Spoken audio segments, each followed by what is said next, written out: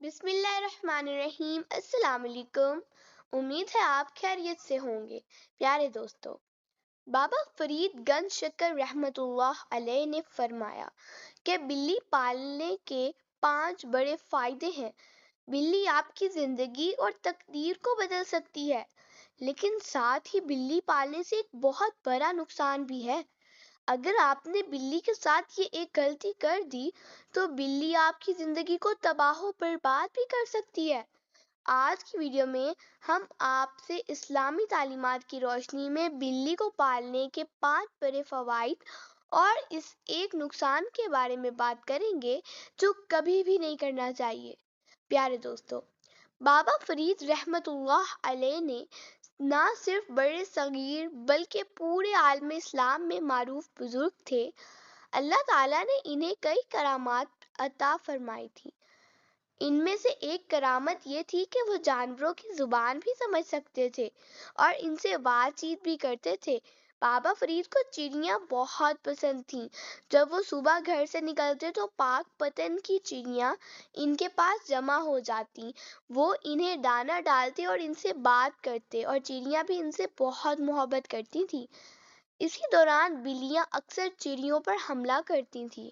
بابا فرید ان بلیوں کو بھگانے کے لیے ایک کپڑے کا گولا رکھتے تھے۔ لیکن دلچسپ بات یہ ہے کہ بابا فرید کے گھر میں ایک بلی بھی پالی ہوئی تھی۔ اگرچہ وہ بلی ان کی پالتو تھی، لیکن فطرت کے باعث کبھی کبھی چڑیوں پر حملہ کر دیتی تھی۔ ایک دن ایک شخص نے بابا فرید سے پوچھا، آپ چڑیوں سے اتنی محبت کرتے ہیں، پھر آپ نے بلی کیوں پال رکھی ہے؟ یہ تو چڑیوں کا شکار کر سکتی ہے۔ اس پر بابا فرید مسکرائے اور فرمایا، اگر تمہیں پتا ہوتا کہ بلی پالنے کے کتنے فائدے ہیں تو یہ بات نہ کرتے۔ بابا فرید نے بتایا کہ بلی پالنے کے 5 بڑے فائدے ہیں، لیکن ساتھ ایک بہت بڑا نقصان بھی ہے۔